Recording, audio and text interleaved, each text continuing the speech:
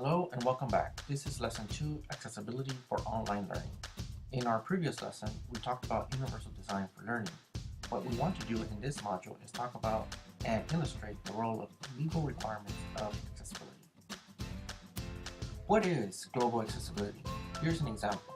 Let's say you take a phone to Europe or to Asia or to Africa or to just here in the United States. You expect it to still work. You still can get a text message, you can still watch cat videos, or whatever you're doing. The reality of digital accessibility is profound. The standards are too large and extend globally. They've appeared in many places around the world.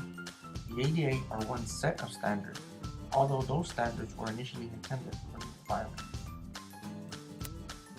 So one thing that I did want to bring to your attention was the Convention on the Rights of People with Disabilities. Persons with disabilities, as the United Nations call it. This has become clear to everybody because the internet is so diverse and so global. You may think that you're putting up a web page that is just for you, just for your company, just for your friends.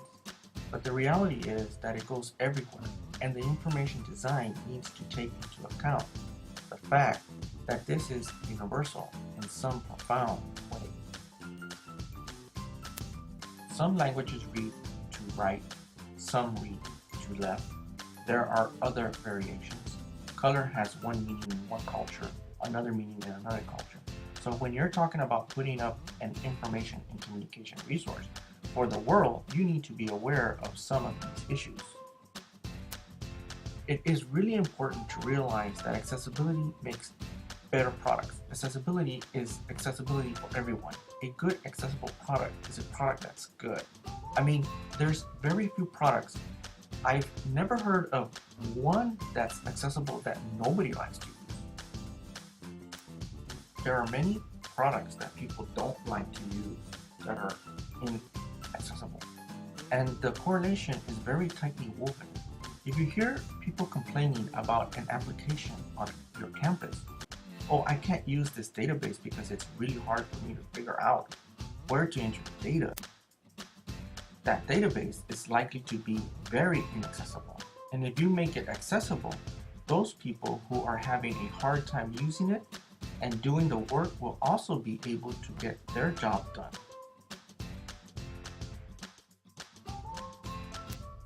The cost savings of doing the accessibility at the beginning is also really critical. So if you build things to be accessible, you're not going to have to clean up after the fact. Thank you for watching. See you when we get into Lesson 3.